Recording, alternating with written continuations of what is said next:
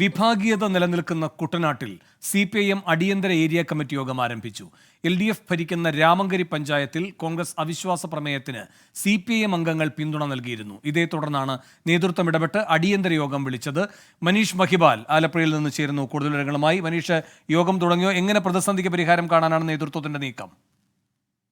വേണുഗോപാലകൃഷ്ണൻ സമയത്തിന് മുൻപാണ് കുട്ടനാട് ചെത്തൊഴിലാളി താലൂക്ക് യൂണിയൻ ഓഫീസിൽ അടിയന്തര ഏരിയ കമ്മിറ്റി യോഗം ആരംഭിച്ചിട്ടുള്ളത്. ഇത് പാർട്ടി നേതൃത്വത്തിന്റെ അനുമതിയോടുകൂടിയല്ല ഇത്തരത്തിൽ CPIMന്റെ 3 പഞ്ചായത്ത് അംഗങ്ങൾ പഞ്ചായത്തിൽ കോൺഗ്രസ് കൊണ്ടുവന്ന അവിശ്വാസ പ്രമേയം, അതായത് panchayat president R Rajendrakumar, vice president Kunjumol Sivadasan എന്നിവർക്കെതിരെ കൊണ്ടുവന്ന അവിശ്വാസ പ്രമേയത്തിന് പിന്തുണ നൽകിയിട്ടുള്ളത് CPIM നേതൃത്വത്തിന്റെ അനുമതിയോടുകൂടി അല്ല എന്നാണ് ഏരിയ സെക്രട്ടറി ഉണ്ണികൃഷ്ണൻ വെളിപ്പെടുത്തിയിട്ടുള്ളത്, പ്രതികരിച്ചിട്ടുള്ളത്. ഇത് സംബന്ധിച്ച് തനിക്ക് അറിയില്ല എന്ന നിലപാടാണ് ജില്ലാ സെക്രട്ടറി R നാസർ കൂടി അറിയിച്ചിട്ടുള്ളത്. BDOയ്ക്ക് ഇന്നലെ ഈ അടിയന്തര പ്രമേയ നോട്ടീസ് കൈമാറിയിട്ടുണ്ട്. അതിന് അനുമതി നൽകി ഈ അടിയന്തര പ്രമേയം അവതരിപ്പിക്കാൻ അവസരം ലഭിച്ചാൽ CPIMന് രാമങ്കരി പഞ്ചായത്തിലെ ഭരണം നഷ്ടമാകും. അങ്ങനെയാണെങ്കിൽ അത് കോൺഗ്രസിന്റെ കൈകളിലേക്ക് എത്തും. ചരിത്രത്തിൽ ആദ്യമായിട്ടായിരിക്കാം ഇത്തരത്തിലൊരു നീക്കം നടത്തി ഒരു വിമത നേതാവിനെ പുറത്താക്കാൻ വേണ്ടി CPIM കോൺഗ്രസിനൊപ്പം കൈകോർത്തുകൊണ്ട് ഒരു പഞ്ചായത്ത് ഭരണത്തെ തന്നെ അട്ടിമറിക്കുന്നത്. ഇതിൽ ഏറ്റവും പ്രധാനപ്പെട്ട കാര്യം, ഈ പഞ്ചായത്ത് പ്രസിഡന്റായി നിലവിൽ തുടരുന്ന R രാജേന്ദ്രകുമാർ മുൻ കുട്ടനാട് ഏരിയ സെന്റർ അംഗം കൂടിയാണ്. അദ്ദേഹം ഇപ്പോഴും രേഖകൾ അനുസരിച്ച് CPIMന്റെ അംഗമാണ്. CPIMന്റെ പ്രവർത്തനങ്ങളുമായി വിട്ടുനിൽക്കുകയാണ്. ഈ വിഭാഗീയതയുടെ ഭാഗമായി കഴിഞ്ഞ ഓഗസ്റ്റ് മാസമാണ് 200-ലധികം പാർട്ടി മെമ്പർമാരാണ് കുട്ടനാട്ടിൽ CPIM വിട്ട് CPIയിൽ ചേർന്നത്. ഇതിന് നേതൃത്വം നൽകിയത് രാജേന്ദ്രകുമാറാണെന്നാണ് പാർട്ടിയുടെ കണ്ടെത്തൽ. അതിന്റെ ഭാഗമായിട്ടാണ് രാജേന്ദ്രകുമാറിനെ പുറത്താക്കാൻ, ഈ കോൺഗ്രസിനെ കൂട്ടുപിടിച്ചുകൊണ്ട് രാജേന്ദ്രകുമാറിനെ പുറത്താക്കാൻ ഈ അവിശ്വാസ നീക്കത്തിലേക്ക് കടക്കുന്നത്.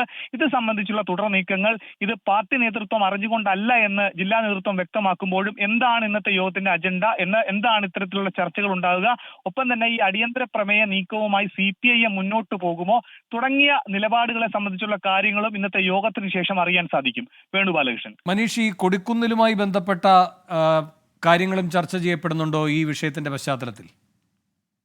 ഗുരുതരമായിട്ടുള്ള ആരോപണമാണ് പഞ്ചായത്ത് പ്രസിഡന്റ്, അതായത് നിലവിൽ CPIM അംഗം കൂടിയായിട്ടുള്ള R രാജേന്ദ്രകുമാർ ഉന്നയിക്കുന്ന ആരോപണം. കുട്ടനാട്ടിൽ പ്രത്യേകിച്ച് രാമങ്കരിയിലെ ചില CPIM നേതാക്കൾ അവിടുത്തെ മാവേലിക്കരയിലെ UDF സ്ഥാനാർത്ഥി കോൺഗ്രസ് നേതാവ് കൊടിക്കുന്നിൽ സുരേഷുമായി ചർച്ച നടത്തി ചില കരാറിലെത്തി, ഒരു ധാരണയുണ്ട് അവർ തമ്മിൽ.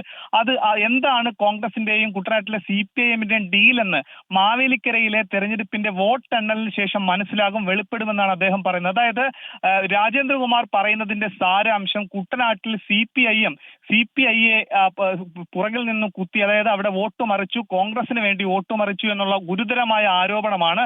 അത്തരം വലിയ ഗുരുതരമായ ആരോപണം, ഒപ്പം തന്നെ ഇത്തരത്തിൽ അനുചിതമായ നീക്കമായിരുന്നു തെരഞ്ഞെടുപ്പിന് ശേഷം ഇങ്ങനെ കോൺഗ്രസിൽ പിന്തുണ നൽകിയതെന്നുള്ള വലിയ അവമതിപ്പ് ജില്ലാ നേതൃത്വത്തിനുണ്ട്. പക്ഷെ ആരുടെ അനുമതിയോടുകൂടിയാണ് ഇത്തരത്തിൽ പഞ്ചായത്തിൽ ഇങ്ങനൊരു നീക്കത്തിന് 3 അംഗങ്ങൾ, ഈ പഞ്ചായത്തിലെ 3 അംഗങ്ങൾ ചെറിയ നേതാക്കളല്ല, അതിൽ 3 പേരിൽ 2 പേർ ലോക്കൽ കമ്മിറ്റി അംഗങ്ങളാണ്, നേരത്തെ ലോക്കൽ സെക്രട്ടറിയായി നിലനിന്ന ആളാണ്. അതുകൊണ്ട് തന്നെ പാർട്ടി ഗുരുതരമായി വിഷയം കാണുന്നുണ്ട്. പക്ഷേ കോൺഗ്രസ് നേതൃത്വം അറിയിക്കുന്നത് ഇത് സംസ്ഥാന നേതൃത്വത്തിന്റെ പോലും അനുമതിയോടുകൂടിയാണ്, അവരുടെ അറിവോടുകൂടിയാണ് രാമങ്കരി പഞ്ചായത്തിൽ CPIM ഇത്തരത്തിലൊരു നീക്കം നടത്തുന്നത് എന്നാണ്.